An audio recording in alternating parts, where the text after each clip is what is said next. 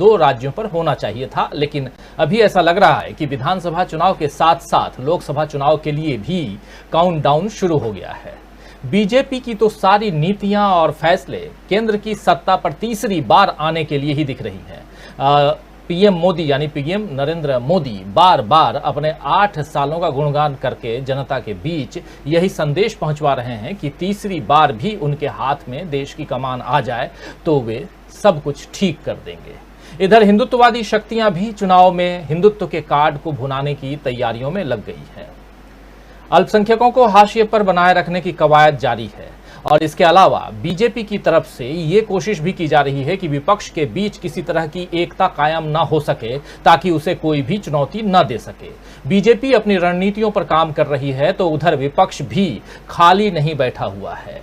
उसने भी अपनी तैयारी और ताकत बढ़ाने पर ध्यान देना शुरू कर दिया है। इसी मकसद से तेलंगाना के सीएम केसीआर यानी के चंद्रशेखर राव अभी बिहार पहुंचे थे। कल बिहार में थे, जहां उन्होंने अब महागठबंधन सरकार के मुख्यमंत्री नीतीश कुमार से मुलाकात की और उसके महागठबंधन के उप मुख्यमंत्री तेजस्वी यादव से भी मुलाकात की। दोनों नेताओं ने मिलकर एक प्रेस कॉन्फ्रेंस भी की, जिसकी एक क्लिप काफी वायरल हुई है। आपको आइए सबसे पहले वो क्लिप दिखाते हैं जो काफी वायरल है और उसमें आज दिन भर उस वीडियो को दिखाया जाता रहा अलग अलग ढंग से कि कैसे वो कह रहे हैं नीतीश कुमार को कि बैठिए, और वो खड़े हैं लेकिन बैठते भी हैं। एक बड़ी बाइट है, लेकिन देखना ज़रूरी है क्या कुछ कह रहे हैं केसीआर और साथ में है नीतीश कुमार और तेजस्वी यादव। इससे पहले देख लेते हैं, चर्चा को आगे बढ़ाएंगे। बहुत कुछ है आज इस चर्चा में और क्यों हम कह रहे हैं कि 2024 में बीजेपी मुक्त भारत, हालांकि एक्सक्लामेटरी के साथ है, यानी एक प्रश्नवाचक चिन्ह भी है कि क्या ऐसा होगा। आइए सबसे पहले केसीआर को देखते हैं, सुनते हैं। संभव प्रयास करेंगे। 2024 में जिनको हराने की बात कर रहे हैं, नहीं, मैंने कहा प्रयास करेंगे। जो लोग हमारे साथ मिलके आएंगे मिलके चलेंगे, जो नहीं आएंगे उनको छोड़ के चलेंगे। 2024 में हराने की बात कर रहे हैं, उनके पास एक चेहरा है।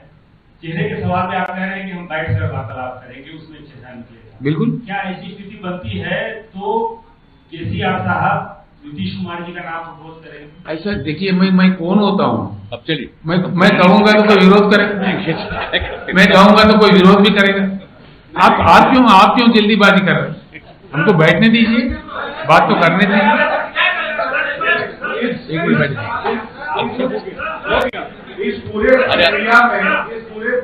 मैं बैठा हुआ हूँ, आप भी बैठिए आराम से। 50 मिनट हो गया।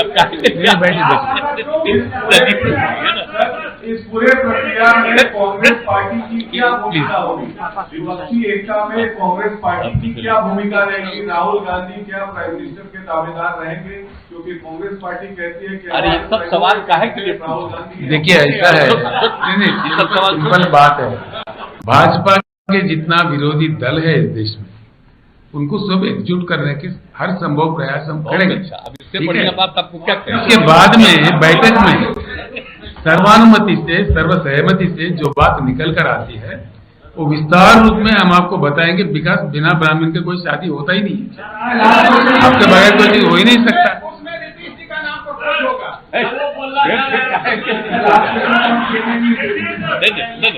अब चलिए रे, धूप अब इसके चक्कर में मत करेंगे।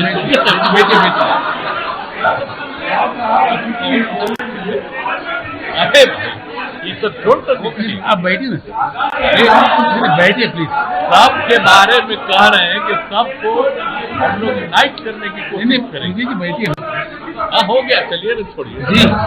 अरे ये कह रहे हैं कि सबको, अपोजिशन को यूनाइट करने की कोशिश हम लोग करेंगे, तो हम लोगों की राय है, बात है, सबको मिलके करेंगे। इसलिए अभी क्या पूछ रहे हैं कि क्या होगा? अरे इतना अच्छा आपको बोल दिए सब तरह से। चलिए, Gujarat model all the time and boasting about your Telangana model. Could you please elaborate on that? And also, will there be involvement of farmers in this front that you are talking about? देखिए ऐसा है, बैठिए ना sir. चलिए ना नहीं बैठिए नहीं पालसी बता रहे नहीं सर बैठिए ना पालसी नहीं राजनीति छोड़िए पालसी बता। गुजरात मॉडल जिसका आपने बात कहा है वो 100% फ्लॉप मॉडल है, 100%। हाल में सारा मीडिया आप लोगों के माध्यम से देश के सामने ला चुके हैं, जहां गांधी जी का जन्म हुआ, कहते हैं कि भाई प्रोहिबिशन है हमारे पास, लेकिन वहां कल्ती शराब इलिसिट लिकर पी के 70 लोगों की मृत्यु हो गई है, जो प्रधानमंत्री जी का खुद का राज्य है। Do you think that Gujarat model is a successful model? You think so? It is 100% flop model. आप ह्यूमन इंडेक्स देखिए, कहां जा रहा है देश। उसमें गुजरात भी इतना अंदर है, गुजरात में भी बिजली की किल्लत है, पीने का पानी का किल्लत है। उद्योगपति भी आंदोलन कर रहे हैं, बिजली दो हमें वरना हम अन्य राज्य में चले जाएंगे। ये हर रोज सुनते हैं जी। अब हमारे पास भी गुजरात के कई बिजनेसमैन काम करते हैं हैदराबाद में। गुजरात मॉडल इसे अट्टर फ्लॉप मॉडल। गरीबों का कोई देखभाल नहीं होता। वहां दलितों के साथ क्या हो रहा है गुजरात में, कल जो वाकया हुआ, कोई दलित शादी करके घोड़े पे भी नहीं जा सकता गुजरात में। ये गुजरात मॉडल है? ये मॉडल चाहिए हिंदुस्तान को? कब तक, कहां तक चलेगा? तो दोस्तों, आप देख रहे थे केसीआर यानी के चंद्रशेखर राव, जो तेलंगाना के मुख्यमंत्री हैं, और बगल में थे सीएम बिहार के नीतीश कुमार।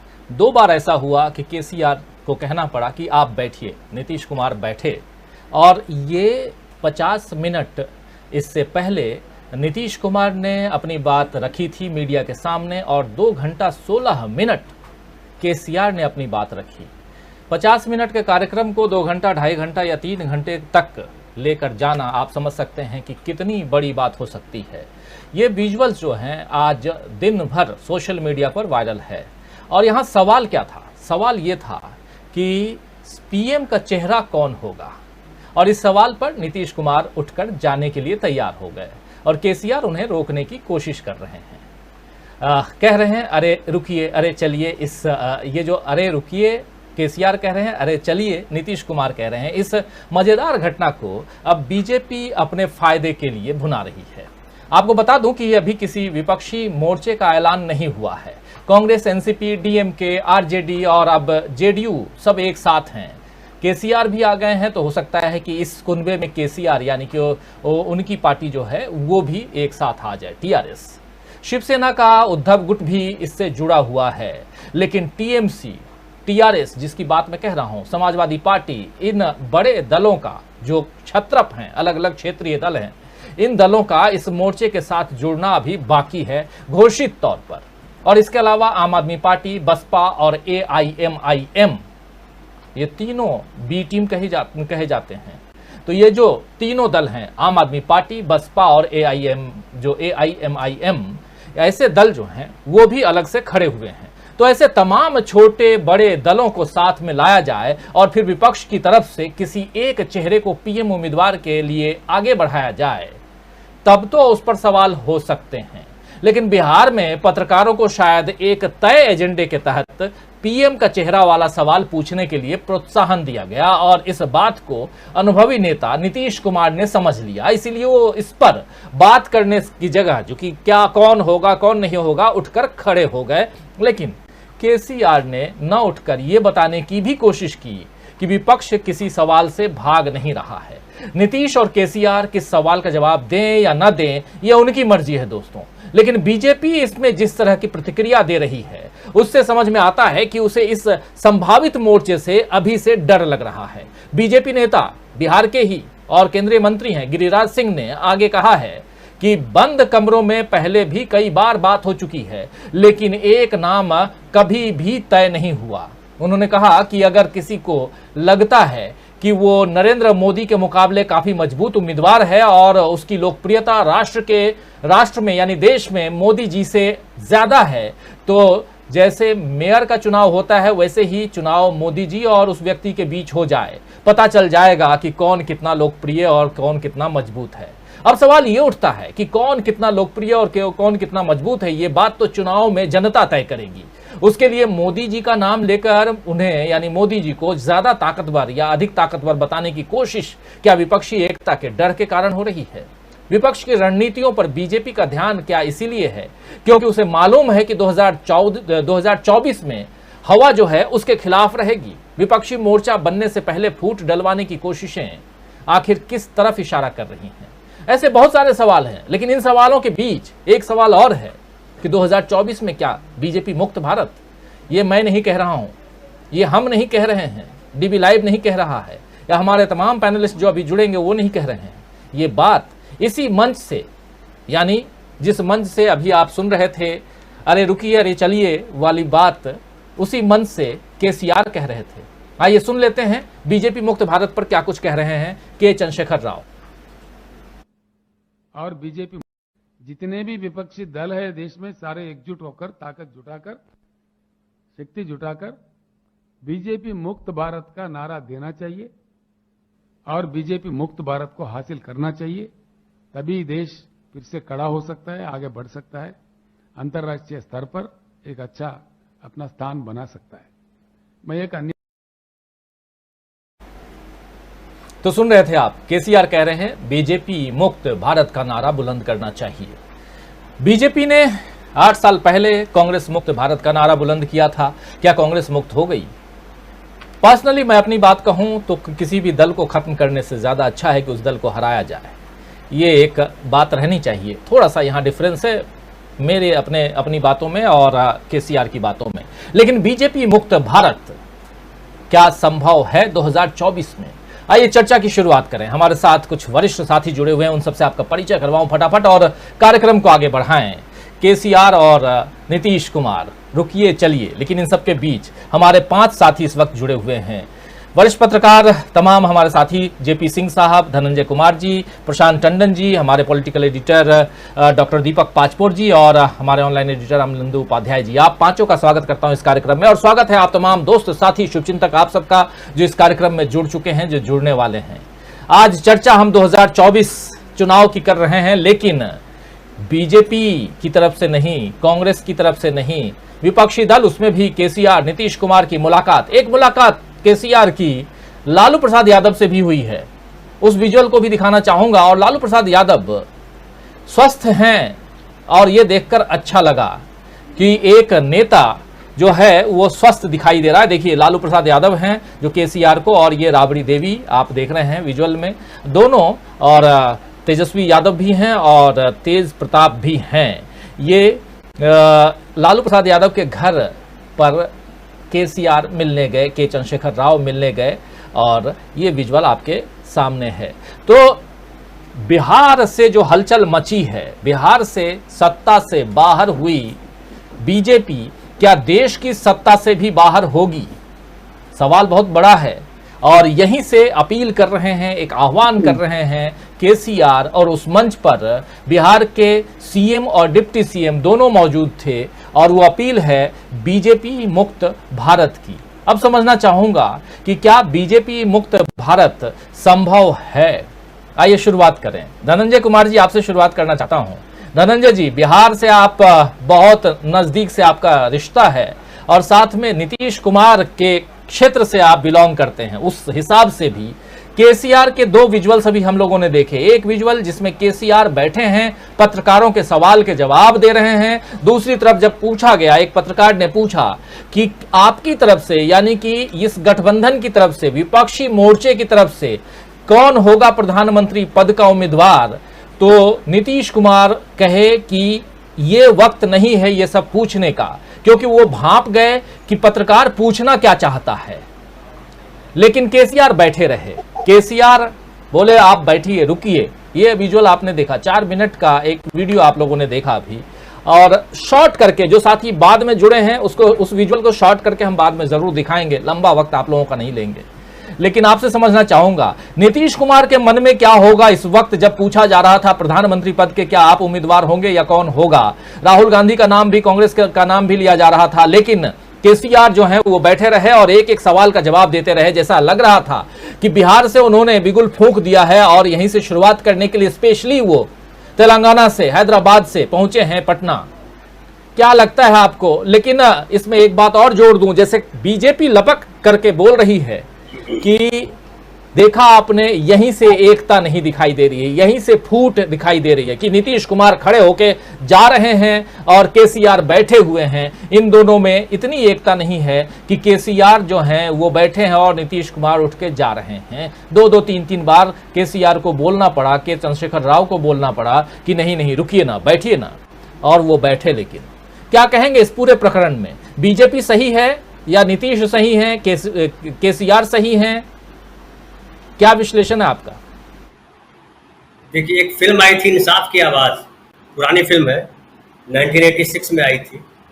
उसमें कादर खान का एक किरदार था, वो अखबार के संपादक है। तो उनसे पत्रकार पूछ रहा है कि सर क्या छापना है अखबार में?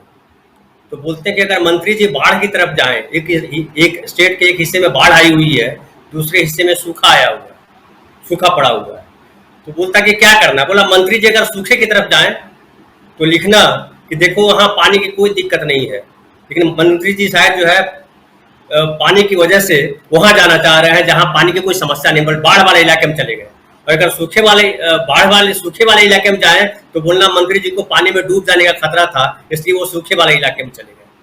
तो बीजेपी यही कर रही है, लेकिन सवाल यह है कि मंत्री जी जाएंगे कहाँ? यानी मुख्यमंत्री जी प्रधानमंत्री बनेंगे या नहीं बनेंगे, ये सवाल है कि नीतीश कुमार क्या प्रधानमंत्री का चेहरा है या नहीं है। तो नीतीश कुमार ने इस सवाल का जवाब नहीं दे करके और अपनी कुर्सी से उठ करके ये बतला दिया कि भाई इस बात पे बहस करने का समय अभी नहीं है। दूसरी बात, नीतीश कुमार जमीनी नेता है, वो ख्याल में नेता नहीं बने। उनके पीछे कोई बहुत बड़ा संगठन नहीं है, उनके पीछे जो है जातियों का बड़ा कुनबा नहीं है, उनके पीछे अडानी अंबानी जैसे पूंजीपति नहीं है, और उनके पीछे जो है धर्म का एक जो है जो तुम्मा खड़ा किया गया है वो भी उनके पीछे नहीं। तो नीतीश कुमार अपनी हकीकत जानते हैं और उनके लिए अभी सबसे इम्पोर्टेंट है जो उन्होंने कहा है कि अभी पहले विपक्ष को इकट्ठा करना। और बीजेपी ने जिस तरह से मोदी जी को प्रचारित किया, बीजेपी ने देश की जो हालत खड़ी कर दी है, वहां बिहार मॉडल जो है उन्होंने बताया है बिहार मॉडल में कि बीजेपी आज अकेली खड़ी है। बीजेपी के साथ इतने सारे लोग थे, एनडीए गठबंधन था, और बीजेपी आज नितांत अकेली है बिहार में। तो ये जो बिहार मॉडल है वो देश का मॉडल बनेगा। तो ये आपका जो बीजेपी मुक्त भारत है, ये बीजेपी मुक्त भारत होगा या नहीं होगा ये तो मैं नहीं बोलूंगा, ये मुझे लगता है कि थोड़ा सा ये अतिरेक है। लेकिन बीजेपी सत्ता से बाहर खड़ी होगी ये संकेत जरूर मिल रहा है कि बीजेपी सत्ता के बाहर जो है इसी तरह के उत्पटांग बातें करने के लिए खड़ी रहेगी कि किसी भी हाल में कुछ बयान देना है जो विपक्ष के जो विरोध में बयान जाएगा। अब केसीआर का पटना आना ये साबित करता है कि नीतीश कुमार जो कह रहे थे कि हमसे कई सारे देश भर के अलग अलग पार्टियों के नेताओं से बात हुई है, उनके फोन आ रहे हैं, तो आज केसीआर उसी भूमिका में है जिस भूमिका में कभी चंद्रबाबू नायडू हुआ करते थे। आंध्र प्रदेश के चंद्रबाबू नायडू, आंध्र प्रदेश और तेलंगाना दोनों पहले एक स्टेट हुआ करते थे। तो चंद्रबाबू नायडू जो है जहां से आते हैं और जहां से केसीआर आते हैं, चंद्रशेखर राव आते हैं, वो देश का मध्य भाग है। दक्षिण वहां से शुरू होता है और उत्तर वहां से उत्तर की तरफ जाता है। तो चंद्रबाबू नायडू और जो उन्होंने किया था वाजपेयी जी के समय, मुझे लगता है वही भूमिका आज केसी राव जो है करने के इसमें है। अच्छा, एक और मैं चर्चा करना चाहूंगा कि अभी जो है बिहार में एक मैं वीडियो देख रहा था, एक पत्रकार दिखा रहे थे, उत्कर्ष नाम है उनका, जिसमें उन्होंने दिखाया कि पटना में जो जनता दल का कार्यालय है वो किस तरह से कार्यालय में बदलाव हो रहा है और वहां नए पोस्टर लगाए जा रहे हैं। और पोस्टर में 4 महत्वपूर्ण पोस्टर है, बड़े बड़े जो पोस्टर लगाए गए हैं, बैनर लगाए गए हैं। उसमें देखिए मैं पढ़ के सुनाना चाहूंगा। उसमें उन्होंने लिखा है कि आगाज हुआ बदलाव होगा। ये चारों जो बैनर पे लिखा हुआ है जुमले हैं, वो बेसिकली जुमले नहीं है, वो नीतीश कुमार का एजेंडा बता रहा। आश्वासन नहीं सुशासन, प्रदेश में दिखा देश में दिखेगा, और जुमला नहीं हकीकत। ये प्रदेश में दिखा, देश में दिखेगा, ये बताना चाह रहे हैं जनता दल वाले कि अब जो नीतीश कुमार राष्ट्रीय मंच पे जा रहे हैं और वो अपना जो बिहार मॉडल है वो वहां दिखाएंगे। बिहार मॉडल, जैसा कि उन्होंने केसीआर ने भी बिहार मॉडल की चर्चा की, गुजरात मॉडल को खारिज किया और बिहार मॉडल को जो मजबूती देने का काम कर रहे हैं वो देश के विपक्ष के नेता करेंगे। क्यों करेंगे? इस पे बिहार के जो जनता दल के प्रवक्ता है उन्होंने बड़ी अच्छी बात कही और उन्होंने कहा कि कर्पूरी ठाकुर, जो जननायक कर्पूरी ठाकुर है, उनको भारत रत्न नहीं दिया गया। तो अति पिछड़े को सामने नहीं लाया गया, उनको पीछे रखा गया। जो बीजेपी की राजनीति है, सवर्णवादी राजनीति है, उसमें जो पिछड़ावाद राजनीति का जो पार्ट है, जिसमें लालू प्रसाद यादव आते हैं, जिसमें मंडल आता है, जिसमें नीतीश आते हैं, या जिसमें और देश भर के लोगों को जोड़ने की बात की जा रही है, तो उसकी बात की जाएगी। और फिर बात होगी कि किस तरह से पूरे विपक्ष को इकट्ठा किया जाए।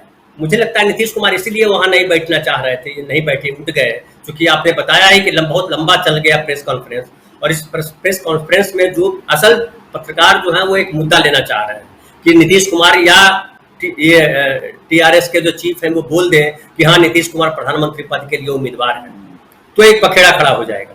लेकिन अभी बहुत कुछ काम बाकी है, अभी 2 साल बाकी है और नीतीश कुमार ने कहा है कि हम गुजरात आने वाले हैं विधानसभा चुनाव में। तो असली खेल जो है अभी क्लाइमेक्स नहीं आना, अभी प्री क्लाइमेक्स भी अभी नहीं आया है।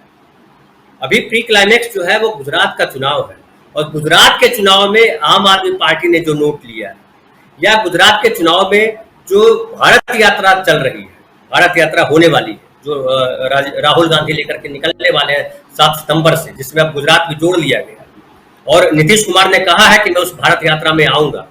तो भारत यात्रा में आना, भारत यात्रा शुरू होना, उसमें कांग्रेस का झंडा होने के बजाय उसमें नेशनल झंडे की बात किया जाना। फिर राहुल गांधी ने एक अपना मुझे लग रहा है अपना एक दे दिया है मंतव्य कि भैया मुझे पार्टी का अध्यक्ष नहीं बनना है, मुझे प्रधानमंत्री वाले जॉनर में भी नहीं जाना है। वो गांधी वाली भूमिका में आना चाहते हैं। वो चाहते हैं कि देश में जो लोकतंत्र खतरे में खड़ा कर दिया गया है, लोकतंत्र को खतरे में ला दिया गया, संविधान को ला दिया गया है, देश को खंड खंड कर दिया गया है, वो चाहे धर्म के नाम पर हो या जाति के नाम पर हो, उसको कैसे जोड़ा जाए। और नीतीश कुमार इसी एजेंडे के साथ बिहार में पिछले 17 साल से शासन कर रहा है। वहां जातियों पे झगड़ा नहीं है, वहां धर्म का झगड़ा नहीं है, वहां प्रांत का भी झगड़ा नहीं है, वहां ये नहीं कह रहे हैं। लेकिन ये जो तीनों आज देश में पिछले 8 वर्षों जो चल रहा है, वो प्रांतवाद चल रहा है, वो भाषावाद चल रहा है, वो जातिवाद चल रहा है, वो धर्मवाद चल रहा है। नीतीश कुमार इन सारे वादों से अलग है और ये भारत जोड़ो यात्रा और नीतीश कुमार का उभारा जाना या उभरना, ये एक भविष्य का संदर्भ बता रहा है, भविष्य की तस्वीर सामने रखी जा रही है। और ये तस्वीर समझ आने वाले वक्त में समझ लेंगे लोग, अभी हम लोग समझ पा रहे हैं।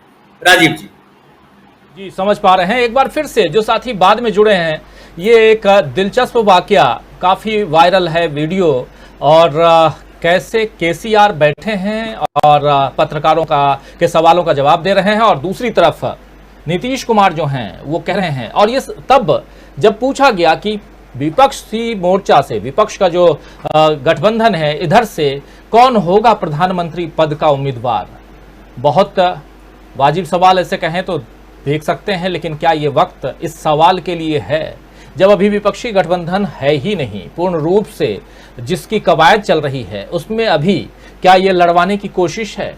पत्रकारों के जरिए क्या कुछ चलता है ये आप सब अच्छी तरह से जानते हैं। लेकिन इस पर नीतीश कुमार उठकर खड़े हो गए, जाने लगे कि हो गया, 50 मिनट से ज्यादा का वक्त गुजर चुका है। और दूसरी तरफ केसीआर का कहना था कि रुकिए, बैठिए। और देखिए ये वाकया, हालांकि इसके बाद बीजेपी भी हमलावर है और अपने हिसाब से सियासी रोटियां सेकने की कोशिश हो रही है। आइए जरा देख लेते हैं फिर से।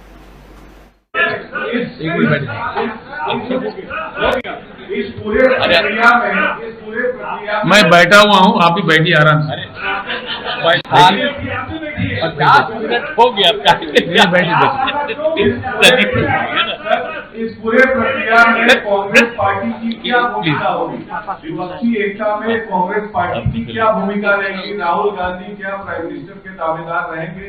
क्योंकि कांग्रेस पार्टी कहती है कि अरे ये सब सवाल काहे के लिए? राहुल गांधी, देखिए ऐसा है, नहीं, ये सब सवाल सिंपल बात है।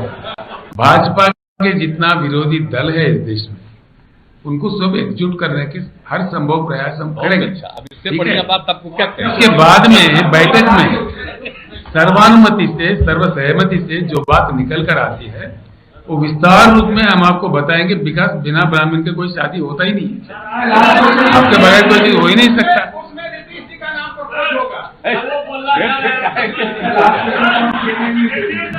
नहीं, अब चलिए नहीं, धूप नहीं अब इसके चक्कर में मत रहिए।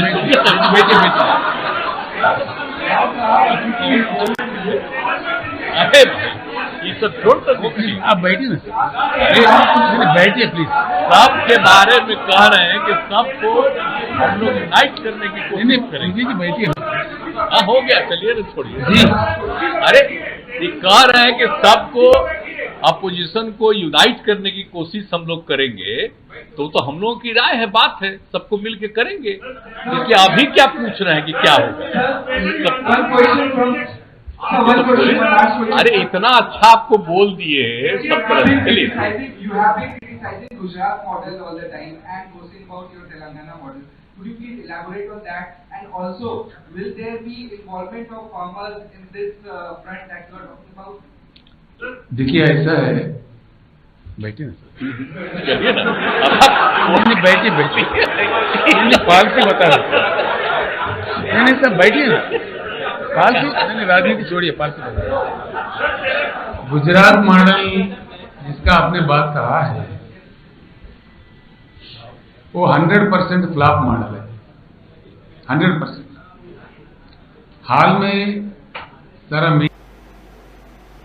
तो ये आप देख रहे थे, चलिए हटिए ना, बैठिए ना, चलिए ना, रुकिए ना, ये जो आप देख रहे थे। लेकिन ये दो पोस्टर जिसका जिक्र भी हमारे साथी धनंजय कुमार जी कर रहे थे, ये देखिए, आश्वासन नहीं सुशासन, और प्रदेश में दिखा देश में दिखेगा। ये जो है प्रदेश में दिखा देश में दिखेगा, फिर आगाज हुआ बदलाव होगा, प्रदेश में दिखा देश में दिखेगा। ये सारे पोस्टर्स इसके बाद लगाए गए हैं और इसी का जिक्र भी हमारे साथी पैनलिस्ट साथी जो हमारे वरिष्ठ पत्रकार साथी धनंजय कुमार जी कर रहे थे, ये आपको हम दिखा रहे हैं। प्रशांत टंडन जी, आपके पास आना चाहूँगा। ये जो विजुअल है जो हम अभी देख रहे थे, जो बाइट सुन रहे थे, क्या कुछ कहता है? इसको लेकर बहुत सारी बातें हो रही हैं, आप इसको किस रूप में देखते हैं?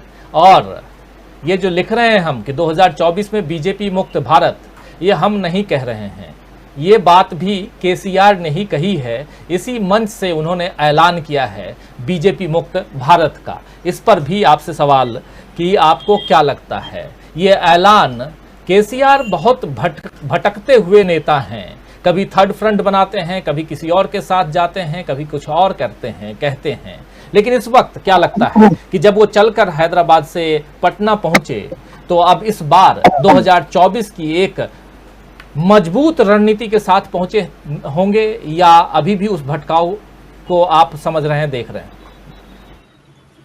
देखिए, केसीआर जब हैदराबाद में प्रेस कॉन्फ्रेंस करते हैं तो वो 2-2 घंटे की प्रेस कॉन्फ्रेंस करते हैं और बहुत आराम से बैठते हैं, वो अपना टैब वगैरह लेके भी बैठते हैं और दिखाते हैं वीडियो पत्रकारों को, और बहुत कॉन्फिडेंस है।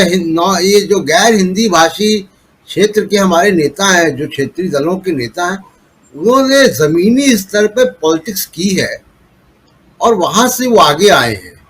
और केसीआर तो आंदोलन से आए, तेलंगाना के आंदोलन से, तो उनको बहुत कॉन्फिडेंस है, वो पत्रकारों के सवालों में फंसते नहीं हैं। मैंने कभी नहीं देखा कितने सालों में कि वो पत्रकारों के सवालों में फंस जाएं और उनके मुंह से कोई ऐसी बात निकल जाए जिसको लिपापोती बाद में करनी पड़े। इसलिए उनको बहुत कॉन्फिडेंस था, वो बार बार कह रहे थे नीतीश से भी कि बैठिए। दूसरी बात देखिए, मैं 2 बातें करूंगा, एक तो थर्ड फ्रंट की बात जो आपने कही है, और दूसरा बीजेपी, क्योंकि आपकी हेडलाइन है, तो बीजेपी में अभी क्या चल रहा है। देखिए, जो थर्ड फ्रंट है उसके कैरेक्टर्स को अगर आप देखें, उसके चरित्र को देखें, थर्ड फ्रंट की जो पॉलिटिक्स है, जो फेडरल फ्रंट है, जो संघीय पार्टियां हैं, ये कभी भी एक नेता घोषित नहीं करते। ज्योति बसु को भी इन्होंने विड्रॉ कर लिया था। तो ये हमेशा कलेक्टिव लीडरशिप में और एक कोऑर्डिनेटर इनके बीच में होता है, चाहे वो सुरजीत हो चाहे कोई और हो। तो कभी भी एक नेता वो घोषित नहीं करते। दूसरी बात कि ये बहुत मजबूत पॉलिटिकल फ्रंट है। ठीक है, इसमें कोई घटक यूपीए के साथ है, कुछ यूपीए के बाहर है, लेकिन इसमें बीजेपी के साथ कोई नहीं है। इस फेडरल फ्रंट में बीजेपी के साथ एक भी नहीं है। आखिरी व्यक्ति थे नीतीश कुमार जो बाहर है। अकाली दल और शिवसेना बहुत पहले निकल चुके बीजेपी से। इस फेडरल के पास 44% वोट शेयर है पूरे भारत में, 44%। बीजेपी का 37.6 है और 19.5% कांग्रेस का करीब है। तो 44% वोट शेयर इस फेडरल फ्रंट के पास है। बीजेपी की जो सीटें आई हैं, अधिकांश सीटें 80% सीटें इस फेडरल फ्रंट के बाहर आई हैं।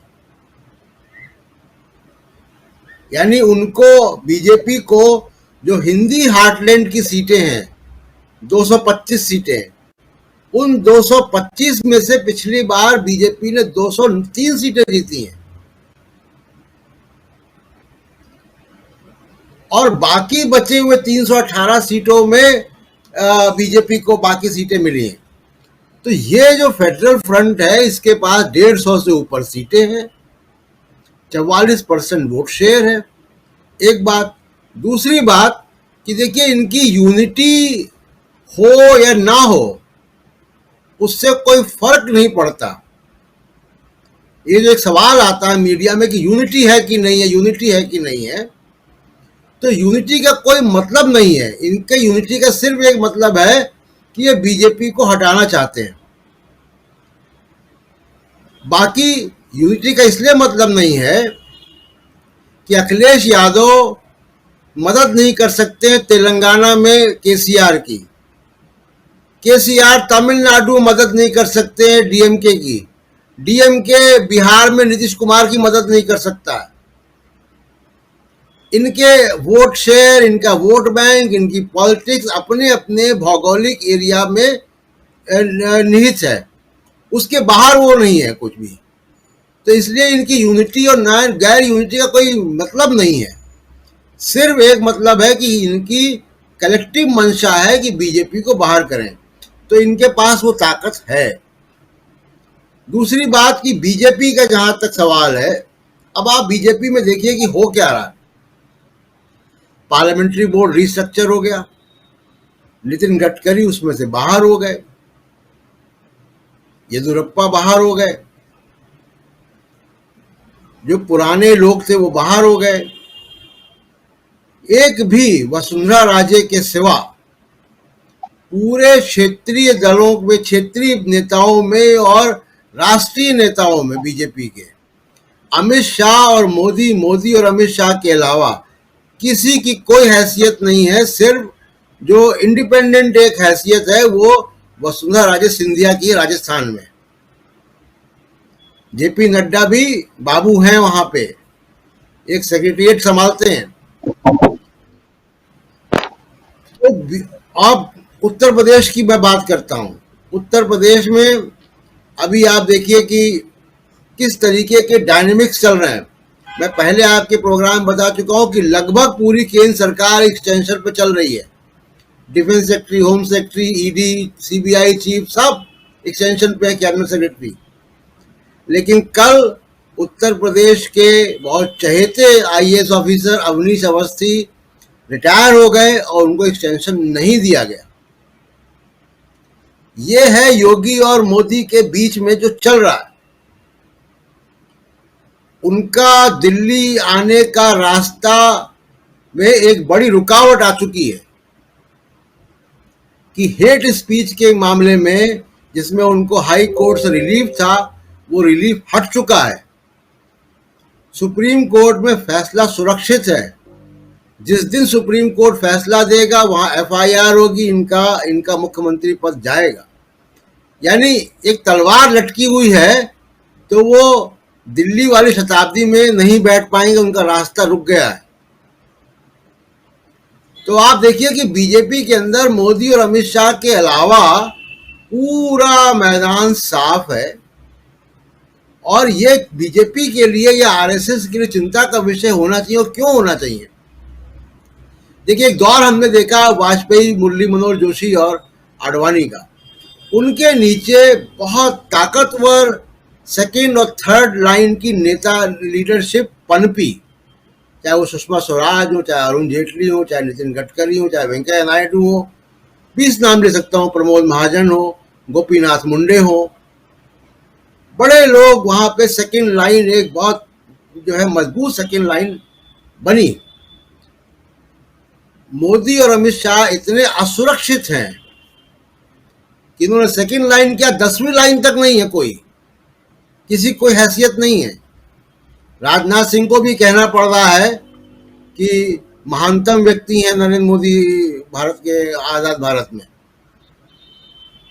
तो ये बीजेपी की एक दिक्कत है।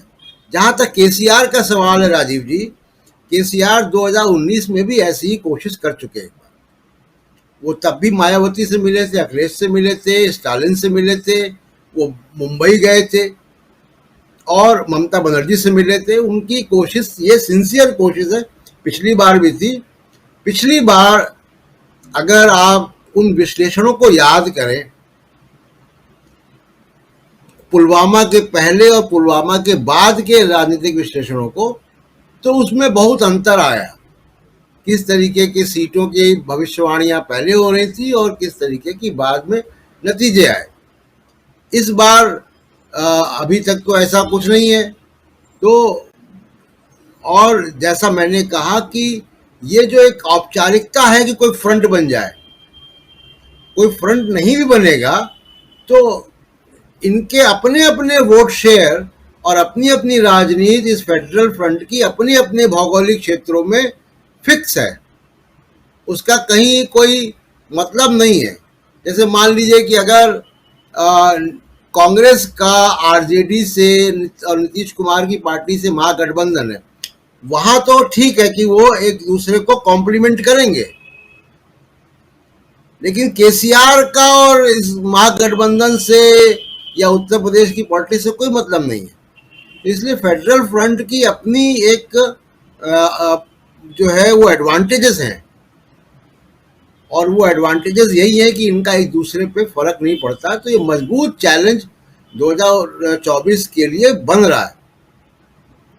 राजीव जी, मजबूत चैलेंज बन रहा है। सब एक अपने अपने राज्यों में, जो उन राज्यों के क्षत्रप हैं, उन राज्यों में अगर मजबूती के साथ चुनाव लड़ते हैं और जीत कर आते हैं, तो ये सब मिलकर, जैसे 2004 में शाइनिंग इंडिया को यूपीए ने आउट कर दिया था, वैसे 2024 में भी आउट कर सकते हैं 20 साल बाद, हो सकता है। और जैसा कह रहे हैं प्रशांत टंडन जी, क्योंकि हालांकि बीजेपी कह रही है कि 2023 का चुनाव अभी केसीआर जीत तो पाएंगे नहीं, और 2025 तक नीतीश कुमार सीएम रह नहीं पाएंगे, क्योंकि बिहार में 2025 में चुनाव है।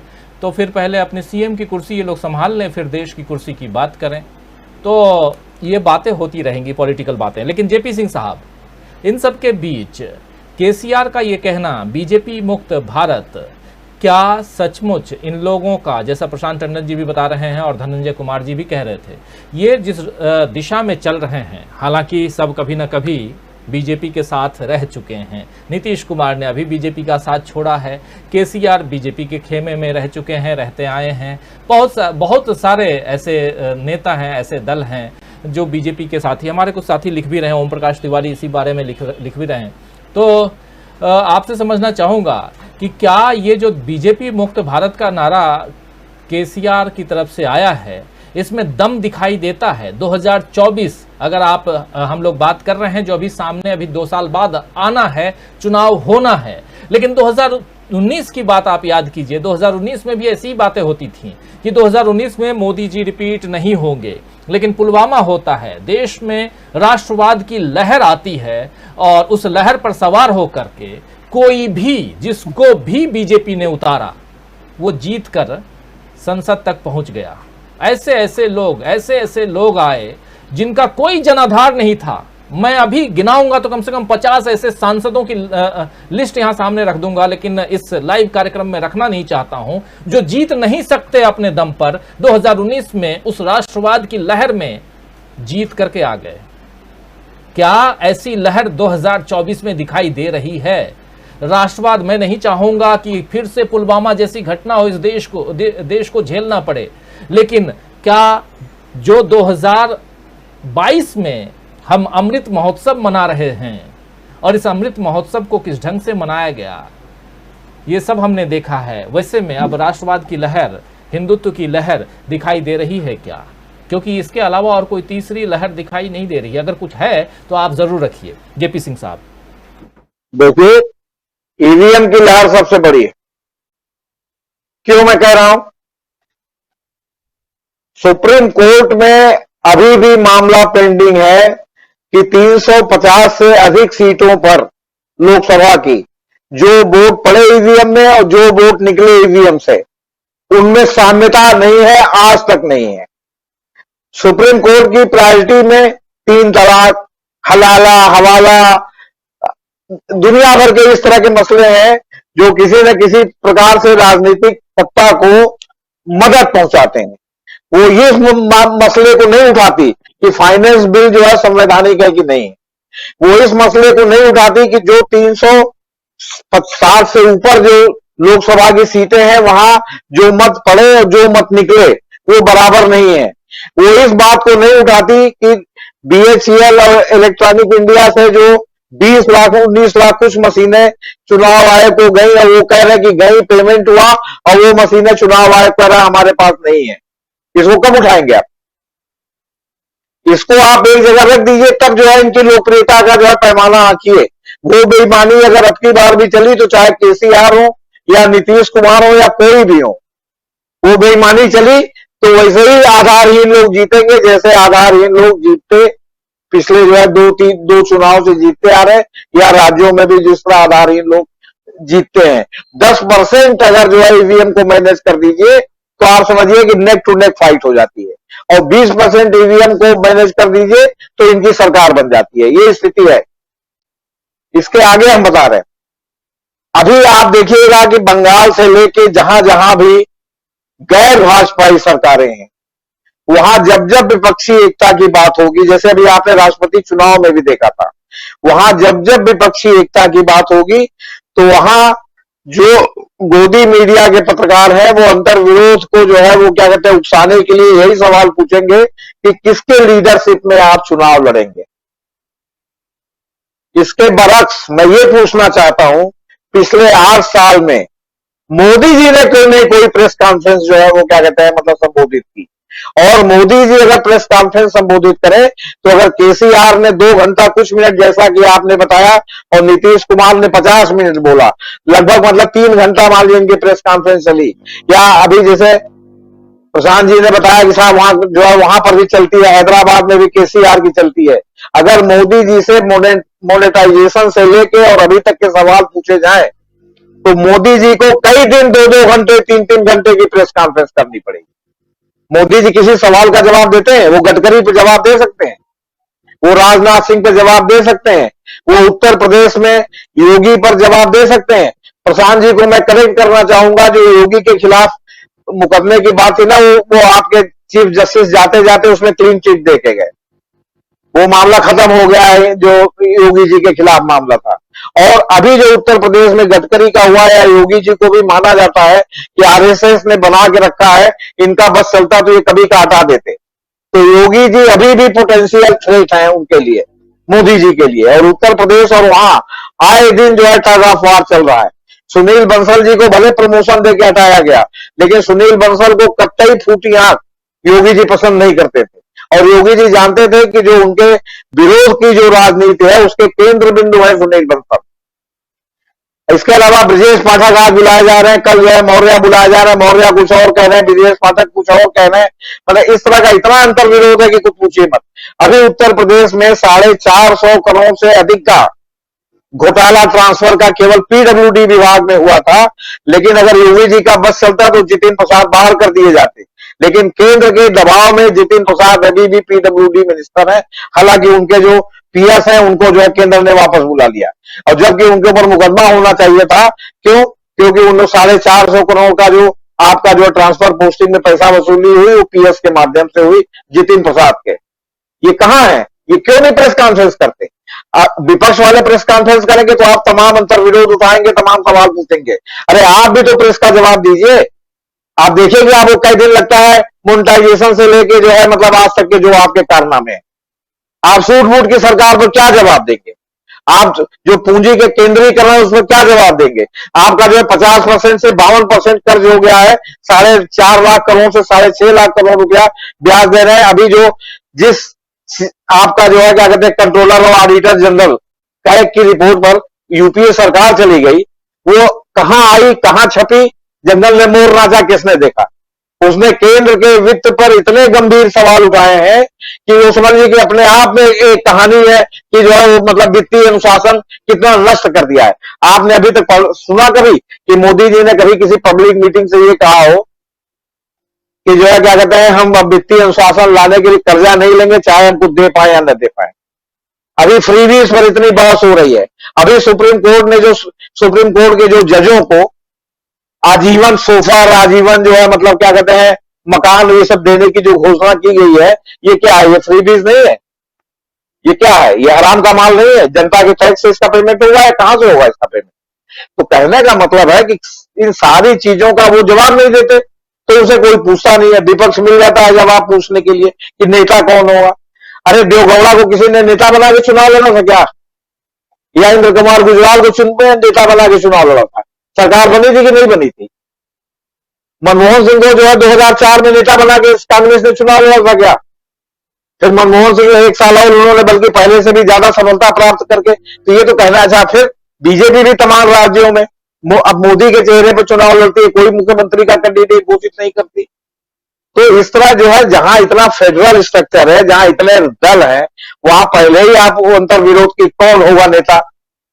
आप ममता से भी पूछेंगे, आप केसीआर से भी पूछेंगे, आप तेजस्वी से भी पूछेंगे, आप अखिलेश यादव से भी पूछेंगे, आप शरद पवार से भी पूछेंगे, और आप जो है क्या कहते हैं और लोगों से भी पूछेंगे, चंद्रबाबू नायडू से भी पूछेंगे, आप जगन मोहन रेड्डी से भी पूछेंगे, आप नवीन पटनायक से भी पूछेंगे, उनसे पूछेंगे। आप इनसे पूछिए ना कि गडकरी का मामला क्या है पूछने की हिम्मत तो पूछ के दिखाएं लोग। नड्डा से पूछ के दिखाएं कि गडकरी का मामला क्या है। नड्डा जवाब देते तो बताएं हम आपसे। पहले से ही जो है वो बता के तो उनको प्रेस कॉन्फ्रेंस किया जाता कि आप यही सवाल पूछेंगे। एक आदमी पे 4 आदमी लगे रहते हैं कि सवाल पूछने न पाए। आपसे बता जी। बिल्कुल बिल्कुल। अमलेंदु उपाध्याय जी, क्या कहेंगे आप इस बीजेपी मुक्त भारत पे? अभी तक तो नारा कांग्रेस मुक्त भारत का हम सुनते आए थे, लेकिन बीजेपी मुक्त भारत ये एक नया नारा है और ये बहुत कुछ आने वाले समय में कहेगा, अगर हम देखें, अगर इस पर गौर फरमाएं तो। और केसीआर बिल्कुल इत्मीनान से, जैसे प्रशांत टंडन जी कह रहे थे कि 2-2, 2.5-2.5, 3-3 घंटे तक दक्षिण भारत में ये एक परंपरा है कि वहाँ के जो वरिष्ठ नेतागण हैं वो पत्रकारों के सवालों का जवाब देते हैं और पत्रकारों के सवाल लेते हैं। लेकिन यहाँ पर केसीआर जिस प्रकार कह रहे थे, बहुत सारी बातें उन्होंने कही हैं। उन्होंने प्रधानमंत्री को, देश के प्रधानमंत्री को काफ़ी घेरने की कोशिश की। अब की बार ट्रंप सरकार से लेकर और गुजरात तक, गुजरात मॉडल तक सब कुछ, और इन सब के बीच अब की बार बीजेपी मुक्त भारत की बात भी कही। क्या कहेंगे? राजीव जी, मुझे तो एक खतरा लग रहा है। राहुल गांधी ने पहले नारा दिया था, अब राहुल गांधी का कहना यह है कि मैंने तो भीड़ में पूछा था और भीड़ से जो है जवाब आया था कि चौकीदार चोर है, तो वो नारा चल दिया। मोदी जी ने था अपने तुरंत जो थी वो डीपी बदली और प्रोफाइल बदला और लिखा मैं चौकीदार, और पूरे भारतीय जनता पार्टी जो थी वो मैं भी चौकीदार करके था, उसने अपना कैंपेन चला दिया। अब खतरा ये है कि कहीं ये बीजेपी मुक्त भारत जो है ये नारा चल गया तो मोदी जी भी ना लगा लें अपनी डीपी बदल करके बीजेपी मुक्त भारत। मुझे कुल मिलाकर लग रहा है कि इसके लिए किसी केसीआर या किसी राहुल गांधी या किसी ममता या किसी नीतीश कुमार किसी की कोई आवश्यकता नहीं है। मोदी जी सही सलामत रहे, बीजेपी मुक्त भारत तो मोदी जी ही बना के जाएंगे। 85% भाजपा को कांग्रेस युक्त बना ही चुके हैं, 15% बची है तो वो जितने हाफ पैंट वाले उन्हें निकाल के बाहर और करेंगे। तो कुल मिला के 100% जो है वो बीजेपी मुक्त बीजेपी तैयार हो जाएगी, तो भारत भी बीजेपी मुक्त हो जाएगा। तो इसके लिए मोदी जी काफी है, किसी और की कोई आवश्यकता नहीं है, कुल मिलाकर के मुझको ये लगता है। बाकी ये कि केसीआर जो है, देखिए असल में 2 लक्ष्य साथ के चल रहे थे। अभी जाहिर जब बिहार गए हैं तो एक वो इस लिए भी गए हैं कि भाई एक मोर्चा बने जैसा वो पहले करते रहे हैं। हालांकि वो पिछली बार भी तीसरे मोर्चे की बात थी, वो भारतीय जनता पार्टी को मदद देने की बात थी। इस बार भी ये लगता था कि कोई तीसरे मोर्चे की बात होगी तो भारतीय जनता पार्टी को मदद के लिए वो होगा। लेकिन मुझे आज लगा कि केसीआर जो है वो अब थोड़े से स्पष्ट होते हुए नजर आए, जो कुल मिला के जैसा उन्होंने कहा बैठ जाइए के बाद जब बैठा लिया नीतीश जी को, और तब उन्होंने कहा जब कांग्रेस के मसले पर सवाल पूछा गया तो उन्होंने कहा कि भाई जो भी भारतीय जनता पार्टी को हराने के लिए एकजुट होगा सबको साथ लेके चलेंगे, फिर बाद में क्या करेंगे। तो ये स्पष्ट मतलब ममता बनर्जी के बरक्स जो है केसीआर जो है मुझे थोड़े से अब स्पष्ट जो है वो इस मामले में लगे कि अब उनकी जो चक्षु है, ज्ञान चक्षु हैं, वो थोड़े से खुले हुए हैं और उन्हें समझ में आ गया है कि अब ये तीसरा और पांचवा मोर्चा जो इसकी बात नहीं है। मोर्चा देश के अंदर 2 ही हैं, एक भारतीय जनता पार्टी, दूसरा भारतीय जनता पार्टी विरोधी मोर्चा। तो अब उसमें कौन कौन आता है, किस तरीके से आता है, वो मोर्चा कहाँ बनता है, कहाँ नहीं बनता है। जैसे प्रशांत जी ने कहा कि भाई केसीआर जो हो तमिलनाडु में जाके स्टालिन की मदद नहीं कर सकते, स्टालिन आके बिहार में नीतीश की मदद नहीं कर सकते। तो ये अपने अपने सबके राज्य हैं जहां अपना अपना काम करेंगे। तो ये सब अपनी अपनी जगह अपना काम करें, और जाहिर बात है जब बहुमत के साथ आएंगे और अच्छी उसके साथ आएंगे तो भारतीय जनता पार्टी को हटाने में और फिर मिल बैठ के एक सरकार बनाने में मदद मिलेगी। जहां कांग्रेस है वो अपना अपना काम करेगी। तो इसलिए नीतीश जो थे वो चूंकि उसको बचाना चाह रहे थे कि ये सवाल कहीं लग रहा होगा कि केसीआर के मुंह से कहीं निकल ना जाए कि हाँ ये हमारे कैंडिडेट हैं। तो मालूम पड़ा कि वो एकता जो है जो जिस काम के लिए लगाए गए थे हमारे पत्रकार बंधु सब जो थे, तो वो लक्ष्य पूरा ना हो जाए। लेकिन केसीआर जो थे वो चूंकि संभल के आए थे तो अपने 2 लक्ष्य साथ के चल रहे थे। उनका पहला लक्ष्य अभी 2024 से पहले जो है उनके लिए भी तेलंगाना है। तो अभी पहले तेलंगाना को सामने रख करके राजनीति कर रहे हैं। सेकेंडरी चीज जो है उनके लिए वो अभी देश की राजनीति है। अब देखना ये होगा कि जो मोमेंटम अभी केसीआर का बना हुआ है, क्या ये तेलंगाना के चुनाव के बाद भी 2024 तक ये मोमेंटम बना रहेगा। असली प्रश्न ये है। सवाल आज का नहीं है कि आज कौन सा मोर्चा बन जाए, क्योंकि आज किसी मोर्चा बन नहीं रहा है और मोदी जी को हटाने के लिए कोई मोर्चा बन भी नहीं सकता है, क्योंकि मोदी जी को कोई मोर्चा नहीं हटाएगा, मोदी जी को भारतीय जनता पार्टी हटाएगी। भारतीय जनता पार्टी के अंदर क्या चल रहा है उससे मोदी जी हटेंगे। किसी केसीआर के हटाने से, किसी नीतीश के हटाने से मोदी जी हटने वाले नहीं है अभी। और 2024 के चुनाव में भी जो है जो परिस्थितियां बनेंगी तब देखा जाएगा कि वो कैसे हट रहे हैं मोदी जी की नहीं हट रहे हैं। मान लीजिए कि भारतीय जनता पार्टी 200 पर सिमट जाती है या 150 पर सिमट जाती है, मोदी जी तो अपना भाग जाएंगे और किसी को हटाने की जरूरत ही नहीं। तो लड़ाई मोदी जी को हटाने की लड़ाई भारतीय जनता पार्टी को हराने की है। असली बात जो है वो ये है। अब बाकी ये कि लोग पूछे कि साहब मोदी जी के खिलाफ जो कौन है, कौन आपका नेता है, तो भाई पहले भारतीय जनता पार्टी से पूछना। पहले भारतीय जनता पार्टी स्पष्ट करे क्या मोदी जी ही 2024 में चेहरा है। तो फिर भारतीय जनता पार्टी सवाल करो फिर कि वो 75 साल के ऊपर वाला जो है वो क्या हुआ, वो फार्मूला मोदी जी कैसे फिर जो है आपके 2024 में पोस्टर बुआए हैं। और फिर तीसरा सवाल भारतीय जनता पार्टी से पूछ लिया जाए कि क्या भारतीय जनता पार्टी में अकाल पड़ गया है जो मोदी जी आप चुनाव हर बार प्रधानमंत्री वही बनेंगे। ये कैसी डेमोक्रेसी है, भारतीय जनता पार्टी के अंदर कोई दूसरा प्रधानमंत्री नहीं बन सकता। जब तक मोदी जी बाहयात हैं तब तक एकाधिकार भारतीय जनता पार्टी का मुख्य प्रधानमंत्री बनने का है तो मोदी जी बनेंगे। अमित शाह क्यों नहीं बन सकते भाई? अमित शाह क्या बुरे हैं? मान लीजिएगा 2024 में सरकार बनती है तो मोदी जी क्यों बनेंगे, अमित शाह क्यों नहीं बनेंगे? अमित शाह भी बन सकते हैं। योगी जी क्यों नहीं बन सकते, गडकरी जी क्यों नहीं बन सकते? राजनाथ सिंह जो भी बता रहे हैं कि मोदी जी बहुत महान है, महात्मा गांधी के बाद नंबर 2 के आती है, तो राजनाथ सिंह जी क्यों नहीं बन सकते? तो भारतीय जनता पार्टी से पूछना चाहिए ना कि भाई आपने किसे तैयार किया है। और मोदी जी का एक अधिकार है क्या, मतलब पट्टा करा के लाए थे मोदी जी अपने नाम कि भारतीय जनता पार्टी की सरकार बनेगी तो प्रधानमंत्री मोदी जी ही बनेंगे, कोई बन ही नहीं सकता भारतीय जनता पार्टी के अंदर। तो ये सवाल तो भारतीय जनता पार्टी से होने चाहिए। लेकिन बात वही है कि जब तैयार करके भेजे जाते हैं लोग, सवाल पूछने के लिए, तो उसी तरह के सवाल पूछे जाते हैं। तो ये तो विपक्ष के नेताओं की समझदारी है। देखिए, केसीआर जो है अखिलेश यादव नहीं है कि मीडिया जो है उन्हें गुस्से में जो है कुछ मुंह से निकलवा लेगा, क्योंकि जैसे प्रशांत जी ने भी कहा कि केसीआर जो जमीन के नेता हैं, उनकी अपनी अपनी कुछ भी राजनीति हो, मतलब वो भारतीय जनता पार्टी को पीछे से मदद करते रहे, यहाँ तक भले ही वो कुछ भी करते रहे हो, लेकिन वो अखिलेश यादव किसी हाल में नहीं है। पढ़े लिखे भले ही उतने ना हो जितने अखिलेश यादव हैं, नेता हैं अखिलेश, मतलब केसीआर जमीन से जुड़े हुए नेता हैं, आंदोलनों का नेतृत्व किया है। तो इसलिए मीडिया के इन चक्करों में केसीआर को फंसाना इतना आसान नहीं है, और नीतीश को फंसाना भी आसान नहीं है।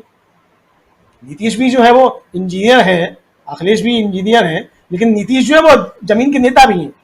तो ये जमीन आसमान का जो अंतर है, तो ये हमारे मीडिया के बंधु जो जाते हैं पूछने के लिए, जिनको टास्क देकर के भेजा जाता है, उनको भी ये चीजें समझनी चाहिए एक तरीके से, मुझे ऐसा लगता है। जी जी, बिल्कुल सही कह रहे हैं आप। और केसीआर के साथ एक साथी हमारे लिख भी रहे हैं, प्रसिद्ध नारायण हैं, लिख रहे हैं कि तेलंगाना में सीधी लड़ाई टीआरएस और कांग्रेस के बीच है, तो फिर गठबंधन कैसे होगा? ये भी बड़ा सवाल है, क्योंकि तेलंगाना में चुनाव है, और चुनाव के बाद, जैसा अमलेंदु उपाध्याय जी आप कह रहे हैं, कि देखना होगा कि चुनाव के बाद क्या केसीआर जिस गति से अभी चल रहे हैं उसी गति से चलते रहेंगे? क्या 2024 में जिस मोर्चे की कवायद कर रहे हैं उस मोर्चा तक वो पहुंच पाएंगे, उस मोर्चे के गठन तक वो पहुंच पाएंगे? तो सवाल तो है बिल्कुल। और तेलंगाना में हो सकता है कि अगले 6 महीने में चुनाव हो जाए, कर्नाटक के साथ हो सकता है चुनाव हो जाए। कर्नाटक का चुनाव अगले साल यानी 2023 के अप्रैल में होना है, उसी के साथ साथ हो सकता है चुनाव हो जाए। येदियुरप्पा का नाम ले रहे थे हमारे साथी प्रशांत टंडन जी। येदियुरप्पा बाहर नहीं, येदियुरप्पा अंदर आ गए हैं, यानी कि 75 की जो उम्र बता रहे थे अमलेंदु उपाध्याय जी की 75 के उम्र में, लेकिन येदियुरप्पा को अंदर लाने का मेन मकसद यही है कि कर्नाटक में चुनाव है और लिंगायत समुदाय से वो बिलोंग करते हैं, और काफ़ी नाराज़गी देखी जा रही है लिंगायत समुदाय में बीजेपी के प्रति, और नाराज़गी इतनी कि वहाँ के एक प्रमुख नेता से मिलने जब प्रमुख जो धर्म गुरु हैं वो उनसे मिलने गए तो राहुल गांधी, तो उनको आशीर्वाद तक दे दिया कि आप प्रधानमंत्री बनिए।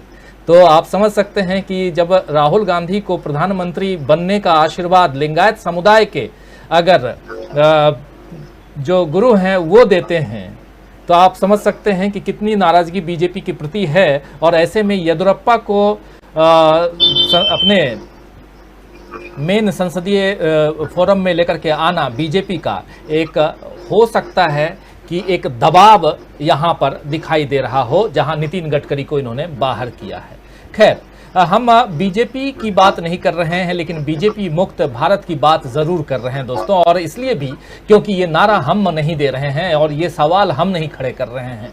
ये सवाल या ये नारा केसीआर यानी के चंद्रशेखर राव जो तेलंगाना के मुख्यमंत्री हैं उन्होंने दिया है पटना में, और हम ये समझने की कोशिश कर रहे हैं कि क्या सचमुच 2024 में बीजेपी मुक्त भारत संभव है। जरा इसी सवाल के साथ हमारे पॉलिटिकल एडिटर डॉक्टर दीपक पाचपोर जी बहुत देर से, लगभग घंटे भर से सुन रहे हैं हम सबकी बातें। आपसे सुनना चाहूँगा, समझना चाहूँगा दीपक जी कि क्या जो बात कह रहे हैं केसीआर, उसकी संभावना आज की तारीख में दिखाई देती है? इस प्रेस कॉन्फ्रेंस को मैं एक मॉडल प्रेस कॉन्फ्रेंस के रूप में देख रहा हूँ, इस लिहाज से कि बहुत सारे प्रश्न जो अनुत्तरित हैं, लोकतंत्र की तलाश करने वाला हर नागरिक, हर पत्रकार जो है इस प्रेस कॉन्फ्रेंस को बहुत ही ध्यान से देखे और बहुत ध्यान से समझे। इसको केवल इतने में सीमित नहीं किया जा सकता कि ये उत्तर और दक्षिण भारत के नेताओं के बीच का फर्क या उनकी राजनीति के बीच का फर्क है, ये उससे कहीं आगे बढ़ने का है।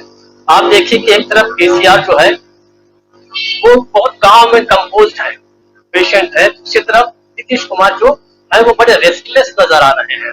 इन्हीं के बीच ये सारे सवाल छुपे हुए हैं। हम लोग बहुत देर से कह रहे हैं कि भाई जिन लोगों ने सवाल पूछा कि भाई कांग्रेस की क्या भूमिका रहेगी और पीएम कौन बनेगा, ये सवाल कोई पूछे या ना पूछे हम ये नहीं कह सकते, और हमें बिना जाने कहना भी नहीं चाहिए कि क्या ये कोई प्रायोजित सवाल था या कोई प्लांटेड सवाल था, हम नहीं जानते। लेकिन अगर मैं बहुत स्पष्ट कहूं कि अगर मैं पत्रकार हूं और मुझे इनमें से कोई भी नेता मिला और अगर उसने मुझे इंटरव्यू दिया तो ये 2 सवाल तो मैं जरूर करूंगा, क्योंकि विपक्ष क्यों नहीं एक हो रहा है, इसके पीछे ये दो प्रश्न तो है ही है। और आप अगर चाहे ये सवाल पूछिए चाहे मत पूछिए, ये सवाल आंतरिक रूप से सभी विपक्षी दलों को आज नहीं तो कल जब वो बैठेंगे तो उनको सोचना ही पड़ेगा। अगर वो 2024 का चुनाव लड़ने की तैयारी करेंगे तो क्या आपको लगता है या हम में से किसी को भी लगता है कि इन दो सवालों का पीछा छोड़कर हम विपक्षी एकता का सपना पूरा कर सकते हैं? हम मतलब पॉलिटिकल पार्टीज, मुझे नहीं लगता कि कर सकते हैं। कांग्रेस की भूमिका हर किसी को सोचनी पड़ेगी, तय करनी पड़ेगी कि कांग्रेस को अपने साथ ले या न ले। और प्रधानमंत्री कौन होगा इसका भी सवाल इसलिए बहुत ही कठिन रहेगा। इसका जो जवाब है नीतीश कुमार ने अपनी बॉडी लैंग्वेज से दे दिया है। मुझे तो लगता है कि केसीआर ने आज जो एक बहुत महत्वपूर्ण कदम उठाया था उसको नीतीश कुमार जैसे व्यक्ति ने गुरदोबर करके रख दिया। अरे सवाल का जवाब देना था उनको कि भाई ठीक है, अभी आज ये सवाल हमारे सामने है कि प्रधानमंत्री कौन बनेगा, जब हम बैठेंगे तो तय करेंगे। पहले भी ऐसा होता रहा है कि प्रधानमंत्री तय नहीं थे, लेकिन समय की जो प्रक्रिया चलती है, राजनीतिक प्रक्रिया, उसमें से कोई न कोई उभर कर आता है। जैसे सिंह साहब ने इशारा किया कि भाई देवेगौड़ा के बारे में कौन सुन सकता था, इंद्र कुमार गुजराल के बारे में कौन सोच सकता था। मुझे तो लगता है कि पीछे जो दो बॉडीगार्ड्स खड़े हैं उसमें से आप अगर ध्यान से देखिए तो एक बॉडीगार्ड ने नीतीश कुमार को बैठने का इशारा किया। मुझे लगता है कि उस बॉडीगार्ड को शायद उसको मीडिया का इंचार्ज बना देना चाहिए। वो समझ गया था कि ये जो प्रेस कॉन्फ्रेंस है ये फियास्को हो रही है, इनके खिलाफ जा रही है, तो उन्होंने बैठने का इशारा किया। हालांकि बात मैं बहुत जोकिंगली कर रहा हूँ, लेकिन नीतीश कुमार जैसे व्यक्ति को समझना चाहिए। फेस कीजिए आप प्रेस कॉन्फ्रेंस को। हमने राहुल गांधी जैसे आदमी को देखा है जो पहले ही बहुत ही इम्पेच्योर किस्म का पॉलिटिशियन था, आज वो भी 50-50, 60-100 लोगों को फेस कर रहा है। अगर आप प्रधानमंत्री बनना चाहते हैं तो आपको तो ये आना चाहिए, आपको प्रेस कॉन्फ्रेंस को फेस करना ही करना होगा। दूसरी बात, आप कह रहे हैं कि बीजेपी की बात जो है कि क्या बीजेपी को हटाया जा सकता है, नहीं हो सकता, हटाया जा सकता। बीजेपी मुक्त भारत, जिस तरीके से एक लोकतंत्र में विश्वास करने वाले हम नागरिकों का या पत्रकारों का यह मानना था कि कांग्रेस मुक्त भारत जो है ये बेहद अलोकतांत्रिक अवधारणा है, वैसे ही हम आज कहते हैं कि किसी भी पार्टी को आप उससे मुक्त क्यों करना चाहते हैं, आप उसको कंट्रोल कीजिए, उसकी विचारधारा को शेष भारत के साथ लाइए, उस पार्टी को सेकुलर बनाइए, उस पार्टी को डेमोक्रेटिक बनाइए। उसका उदाहरण हम देख चुके हैं। शिवसेना एक समय में बहुत ही जो गैर लोकतांत्रिक थी, वो तानाशाही में विश्वास करती थी, वो ठोकशाही में विश्वास करती थी। ठाकरे तो कहा करते थे मुझे ठोकशाही चाहिए, लेकिन उद्धव ठाकरे का कार्यकाल आप देखें, उसको अंततः सेकुलरिज्म की ओर जाना ही पड़ा, लोकतंत्र की ओर जाना ही पड़ा। तो भारतीय जनता पार्टी मुक्त हो या उससे मुक्त भारत हो या ना हो, लेकिन उसको भी मुख्य धारा में आना ही पड़ेगा। मेरा ऐसा विश्वास है, आज नहीं तो शायद 10 साल बाद, 15 साल बाद, 50 साल बाद, क्योंकि भारत में आपको अगर लंबे समय तक राजनीति करनी है, लंबे समय तक सत्ता में रहना है या पार्टी को है, तो आपको शेष भारत का जो आइडिया है उसमें आपको समाहित होना ही पड़ेगा। और आज जो आप देख रहे हैं, दूसरा क्या उम्मीद है विपक्षी पार्टियों की, किस तरीके से बीजेपी मुक्त नहीं तो कम से कम बीजेपी को 25 या 70 से बाहर तो किया ही जा सकता है। इसके 2-3 कारण है। एक तो उसका आंतरिक संघर्ष जो है वो भारतीय जनता में निश्चित रूप से 2024 के पहले उभरेगा। विपक्ष के सामने सबसे बड़ा जो टेस्ट है वो टेस्ट है गुजरात का चुनाव। अगर इन्होंने किसी तरीके से बीजेपी को हरा दिया तो विपक्षी एकता की राह जो है और व्यापक होगी और भी खुलेगी, ऐसा मेरा मानना है। जैसा यूपी के चुनाव में योगी आदित्यनाथ ने 80-20 की बात कही थी, मैं उस 80-20 को दूसरे तरीके से ले रहा हूँ। 10 साल हो गए मोदी के कार्यकाल को, 8 साल मोदी ने अपने हिसाब से चुनाव प्रचार किया, अब ये बचा 20% है, यानी 2 साल जो है ये विपक्षी एकता के लिए आपको लगातार काम करना पड़ेगा। अच्छी बात यह है कि केसीआर इसके लिए काम कर रहे हैं, कब तक करेंगे नहीं जानते। कभी हमने देखा ममता इसके लिए बहुत ज्यादा विपक्षी एकता के लिए बहुत ज्यादा कंठा थी उनकी, बहुत ज्यादा मेहनत कर रही थी, वो ठंडी हो गई। लेकिन सारे लोग एक साथ काम जब तक नहीं करेंगे तब तक बीजेपी को हटाना इतना आसान नहीं है, क्योंकि विपक्षी जो एकता है या विपक्ष की जो ताकत है उसी के आधार पर यह तय होगा कि 2024 में प्रधानमंत्री का चेहरा मोदी रहेंगे या योगी रहेंगे या गडकरी रहेंगे या कोई भी रहेंगे।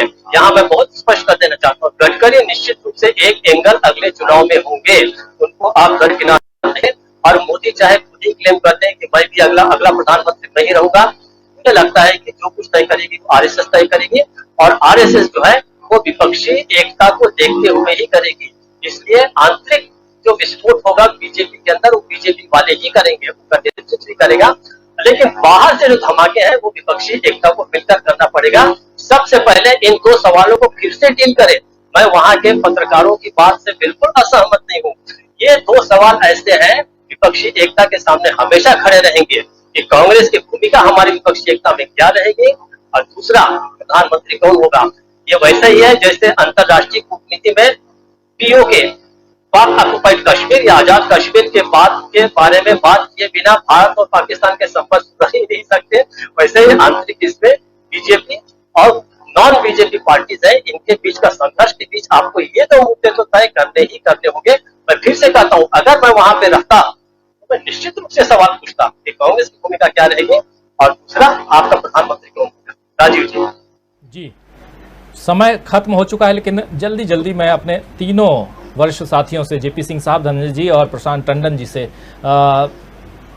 ये सवाल करना चाहूँगा कि आज की तारीख में, धनंजय जी, आज की तारीख में जो कुछ चल रहा है, जो कवायद चल रही है, इस कवायद में क्या लगता है आपको कि बीजेपी की हालत वैसी है कि जो चुनाव हैं आने वाले समय में, जहां आमने सामने के चुनाव और सबसे ज़्यादा इम्पोर्टेंट चुनाव अभी जिसकी बात अभी कर भी रहे थे दीपक पाचपोर जी, गुजरात का चुनाव, कमज़ोर दिखाई देती है क्या बीजेपी? देखिए, अब तो जेपी सिंह साहब ने कहा, जेपी सिंह साहब ने जो कहा उससे तो लगता है कि बीजेपी बहुत मजबूत है, क्योंकि आप जो है मशीन ऐसी है आपके पास। लेकिन दो महत्वपूर्ण बात है। एक तो दो हमारे साथी जो प्रशांत जी ने कहा, एक बात कही और एक कही हमारे दीपक भाई ने। उसके पहले मैं एक और बात कहना चाहूंगा कि जनता दल यू के जो अध्यक्ष है उन्होंने एक बात कही कि हमको बिहार, झारखंड और पश्चिम बंगाल मिलाकर के 40 सीटें बीजेपी के कम कर देनी। ये एक महत्वपूर्ण तत्व है, इसको समझिए। चूंकि 303 है, उसमें से घट जाएंगे 40 और 263 आ जाएंगे, तो बहुमत के पास बीजेपी नहीं है।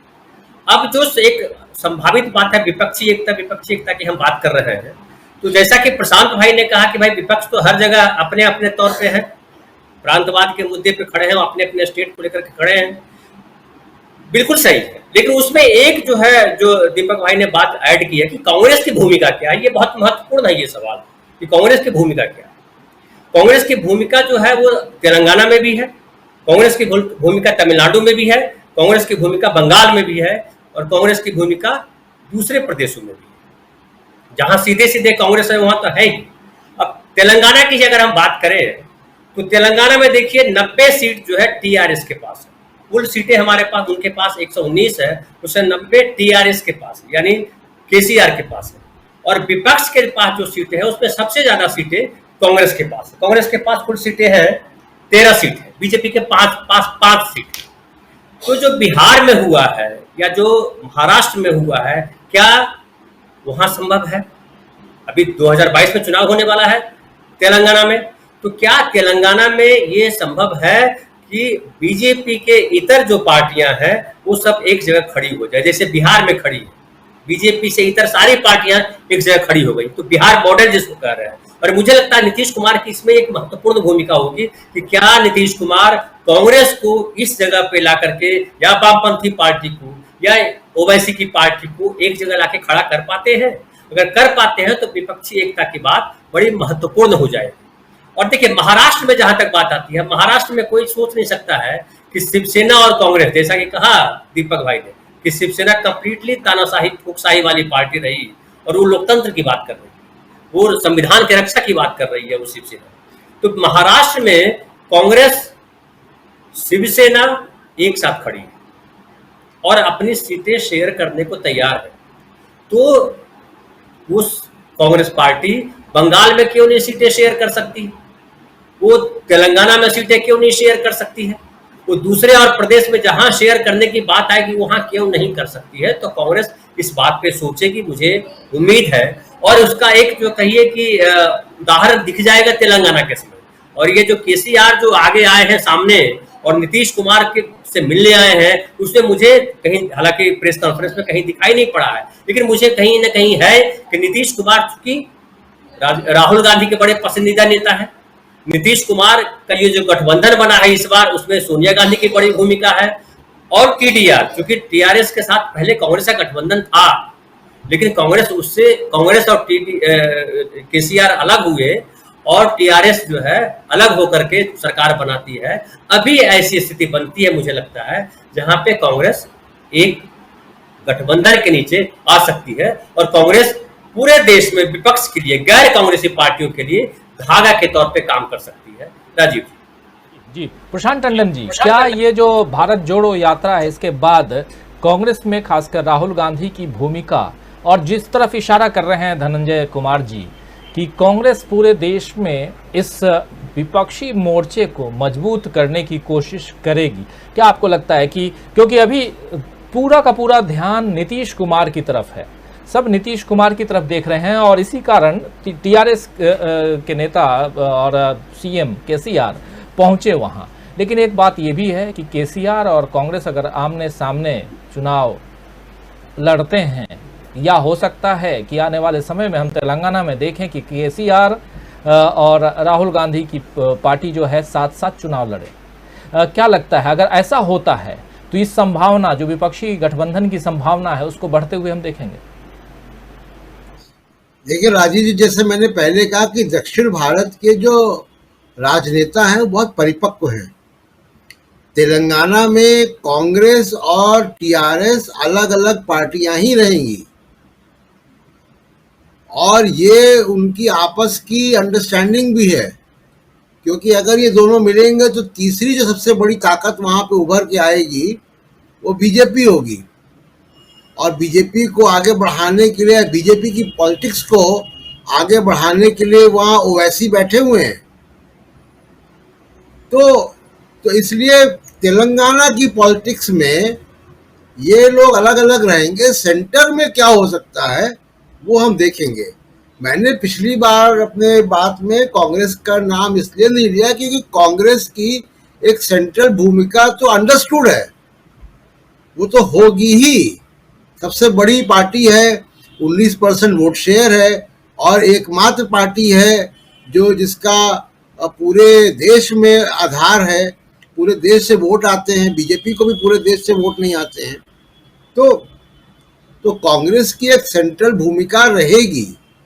दूसरा एक राजीव जी बात बहुत इंपॉर्टेंट है जो 2023 तक बहुत ज़्यादा तेजी से लोगों के दिलो दिमाग पे बैठ जाएगी, जिसकी शुरुआत हो चुकी है और उसकी शुरुआत दक्षिण भारत से ही होनी थी और वो दक्षिण भारत से लगातार उस पे जो है वो प्रहार होता रहेगा। हाल ही में तमिलनाडु के वित्त मंत्री ने एक इंटरव्यू दिया, पीटीआर जिनको कहते हैं, और उन्होंने नरेंद्र मोदी पर कहा कि क्या वो इकोनॉमिक्स में डबल एमए है, क्या वो पीएचडी है, क्या वो नोबेल पुरस्कार उनको मिला हुआ है, क्या उनको कोई संवैधानिक अधिकार है, या उन्होंने हमसे बेहतर इकोनॉमिक मॉडल दे दिया है। यानी कुल मिला के उन्होंने ये कहा कि निहायत ही इनकॉम्पिटेंट व्यक्ति हैं और कम पढ़े लिखे व्यक्ति हैं नरेंद्र मोदी। ये बात जो गैर उत्तर भारत देश है जिसका कि शैक्षिक स्तर ज़्यादा बेहतर है बाकी उत्तर भारत के राज्यों से, वहाँ ये बात बहुत तेज़ी से फैलेगी कि नरेंद्र मोदी एक इनकॉम्पिटेंट व्यक्ति हैं जिनसे फॉरेन पॉलिसी और इकोनॉमिक पॉलिसी और तमाम सारी चीज़ें उनके बस के बाहर की चीज़ें हैं। और ये बहुत एक नेगेटिव कैंपेन नरेंद्र मोदी के खिलाफ चलेगा। अभी हमको लगता है अगर आप उत्तर भारत या गोदी मीडिया को देखेंगे तो लगेगा कि नरेंद्र मोदी से बड़ा तो कोई नेता है ही नहीं, लेकिन आप देखिएगा कि जैसे जैसे वक्त गुजरेगा नरेंद्र मोदी लगातार उनका जो व्यक्तित्व है उसमें लगातार जो है उनका जो असली चेहरा है, जो परछाई बहुत ज़्यादा बड़ी दिखती है लेकिन एक्चुअल कद जो है उतना बड़ा नहीं है, वो एक्चुअल कद दिखना चालू हो जाएगा 2023 तक। राजीव जी, 2023 और उसके बाद 2024 वो जो कद है, ओरिजिनल कद, वो दिखाई देने लगेगा। लेकिन सवाल यही है कि क्या ये जो कवायद है, इस कवायद में कांग्रेस का क्या रोल होगा। जरा इस सवाल के साथ आना चाहूंगा जेपी सिंह साहब, क्लोजिंग कमेंट आपसे। कांग्रेस का क्या रोल देखते हैं विपक्षी एकता में आप? देखिए, कुछ बातें अभी तक जो हम लोगों ने बातें की उसमें बिहार को लेकर या और भी जगहों को लेकर कुछ बातें छूट गई हैं। नीतीश कुमार ने एक बात और आज कही है कि हमारा थर्ड फ्रंट नहीं है, ये मेन फ्रंट है। ये भी एक जो है वो थर्ड फ्रंट से मेन फ्रंट का मामला आ गया। दूसरी बात, शरद पवार ने भी जो है प्रेस कॉन्फ्रेंस करके विपक्षी एकता की बहुत तगड़ी वकालत की है। उन्होंने यहां तक कहा है कि इसके लिए सभी विपक्षी दलों को मिलकर के न्यूनतम साझा कार्यक्रम बनाना चाहिए, ताकि जो है फिर आपस में कोई जो है मतभेद नीतियों को लेकर के ना हो। और उन्होंने नीतीश कुमार की मुक्त कंठ से सराहना की। तो नीतीश कुमार को शरद पवार ने भी एक प्रकार से इंडोर्स किया। तीसरी बात, ममता बनर्जी ने एक फार्मूला विपक्ष को दिया है, जैसा कि लोग कह रहे थे और वक्ता हमारे पहले कह रहे थे कि हर राज्य में जो चुनाव है अलग अलग दलों का स्टेक है, उसमें जो लोग राष्ट्रीय स्तर पर एक हो सकते हैं लेकिन राज्यों में उनके बीच में चुनाव है।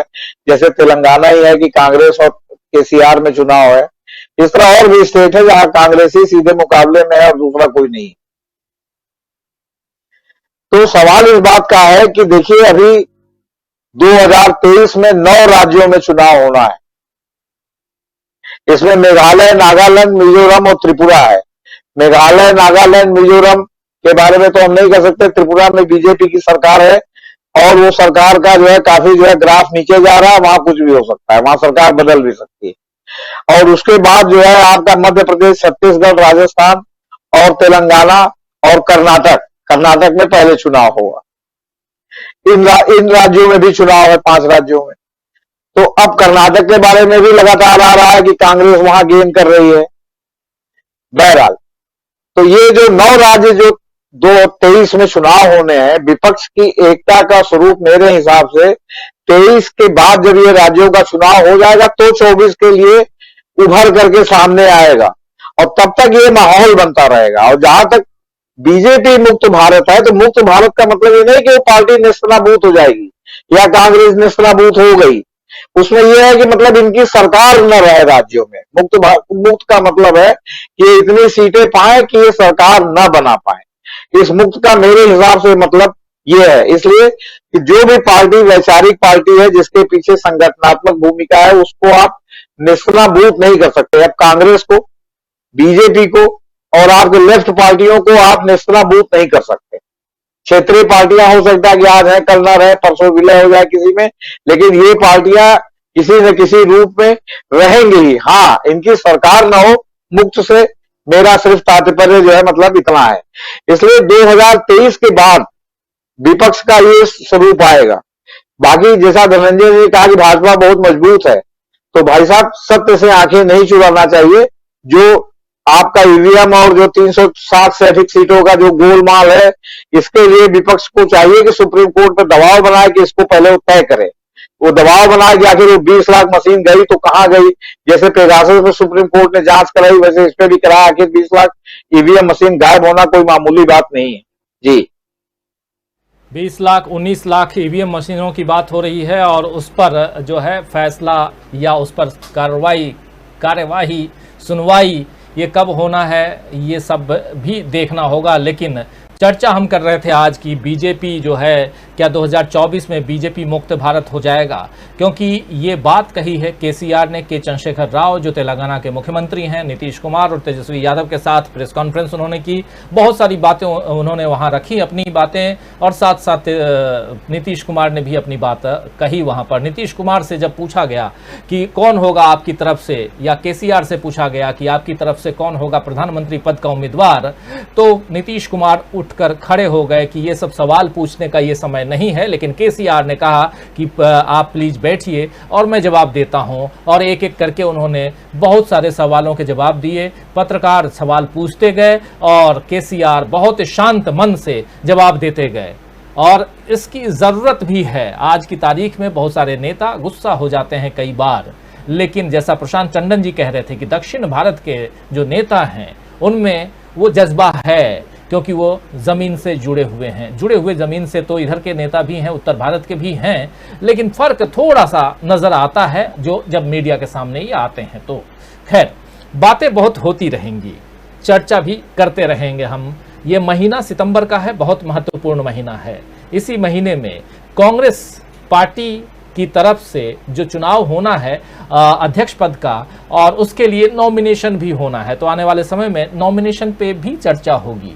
आज रणदीप सुरजेवाला ने कहा है, जो पहले मीडिया विंग के हेड होते थे और अब राज्यसभा से सांसद हैं, उन्होंने कहा है कि राहुल गांधी ने कब कहा कि वो नॉमिनेशन फाइल नहीं करेंगे, राहुल गांधी ने कब कहा कि वो अध्यक्ष नहीं बनेंगे, नहीं बनना चाहते हैं। तो इसके क्या मायने निकाले जाएं, ये सवाल आपके सामने छोड़कर जा रहा हूं इस कार्यक्रम को आज हम जब समाप्त कर रहे हैं तो, और इस पर आने वाले समय में हम चर्चा जरूर करेंगे।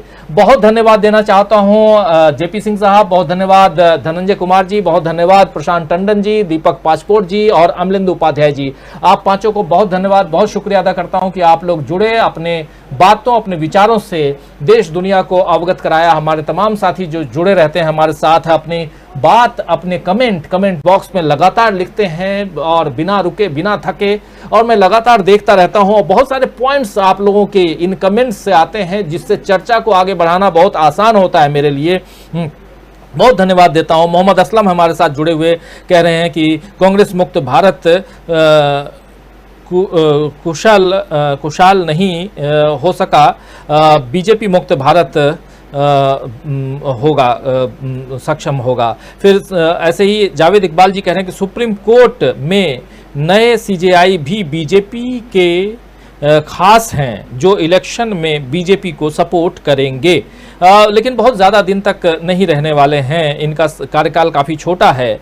जावेद भाई, यू ललित जो हैं सीजेआई, नए सीजेआई, उनका कार्यकाल काफ़ी छोटा है। मकसूम खान भी हैं हमारे साथ में, जो कह रहे हैं 2024 का इलेक्शन सरकार की जितनी संस्थाएं हैं, सरकारी तंत्र हैं, ये सब भाजपा के लिए काम करेंगे और कड़े आदेश दिए जाएंगे। 19 लाख ईवीएम जो उनका मेन रोल होगा वो पहले से ही तैयार करके रखा जाएगा। अफरोज आलम भी हमारे साथ जुड़े हुए हैं, शहबाज भी जुड़े हुए हैं हमारे साथ में, साजेब, देवेंद्र चटर्जी हमारे साथ बने हुए हैं, एलपी पटेल हैं। ईवीएम के मामले में देश कई सर्वोच्च संवैधानिक संस्थाओं को स्वतः संज्ञान लेना चाहिए, बिल्कुल। और एक डिबेट गुजरात और हिमाचल पे रखिए, कह रहे हैं कौशिक देवरॉय जी, बिल्कुल रखेंगे। और बेहतरीन चैनल कह रहे हैं देशपाल सिंह जी। आप तमाम साथी एक कदम जुमला मुक्त भारत की ओर भी हमारे साथ जुड़े हुए हैं, जो कह रहे हैं बहुत बढ़िया विषय पर चर्चा हुई। और बैटमैन ओपी भी हैं, गुड नाइट कह रहे हैं अल्बानिया से हमें देख रहे हैं। बहुत धन्यवाद आपको बैटमैन ओपी, जो आप जुड़े हुए हैं। हारोल अलमैदा हमारे साथ जुड़े हुए हैं, कुवैत से देखते हैं। और शकील अहमद जी हमें दुबई से देखते हैं, जो कह रहे हैं कि बहुत इंपॉर्टेंट चर्चा हुई आज भी। थैंक्स आपको भी वंडरफुल डिबेट के लिए, आप जुड़े रहे, बहुत धन्यवाद आपको। पप्पू कुमार यादव भी हमारे साथ। प्रीतम दुग्गल जी कह रहे हैं कि मुझे लगता है कि राहुल गांधी की भूमिका शायद वही होगी जो यूपीए में सोनिया गांधी की रही थी। बिल्कुल प्रीतम दुग्गल जी, यही बात हमारे एक साथी प्रोफेसर अखिल स्वामी जी ने कुछ दिनों पहले कही थी कि राहुल गांधी उस भूमिका में नजर आएंगे जिस भूमिका में सोनिया गांधी थी, और हो सकता है कि नीतीश कुमार उस भूमिका में आए जिस भूमिका में मनमोहन सिंह रहे 10 साल तक। अब देखते हैं आगे क्या कुछ होता है। एक ओपिनियन पोल लेकर आइए, ओपिनियन पोल पर हम लोग काम कर रहे हैं, हमारी टीम काम कर रही है, और बहुत जल्दी आपके सामने हम गुजरात और हिमाचल प्रदेश का ओपिनियन पोल लेकर आएंगे दोस्तों। और गुजरात में काम चल रहा है, हिमाचल में भी काम चल रहा है, हमारी टीम काम कर रही है, ओपिनियन पोल भी लेकर आएंगे। कौशिक देवरॉय जी, अफरोज आलम भी है हमारे साथ, आरएल भी हमारे साथ बने हुए हैं, और सीपी शर्मा जी भी हैं हमारे साथ। जेपी सिंह जी बिल्कुल सही कह रहे हैं सीपी शर्मा जी। तो तमाम दोस्त साथी आप सब जुड़ते हैं, बहुत अच्छा लगता है। इस कार्यक्रम को आज समाप्त करता हूं। कल शाम फिर 7 बजे आप लोगों के बीच ऐसे ही कुछ खबरों के साथ और कुछ वरिष्ठ पैनलिस्ट, हमारे वरिष्ठ पत्रकारों के साथ में आपके सामने हाजिर होंगे, और आपका इंतजार रहेगा। तब तक देखते रहिए टीवी लाइव, जुड़े रहिए हमारे साथ। नमस्कार, गुड नाइट, शुभ रात्रि, शब खैर।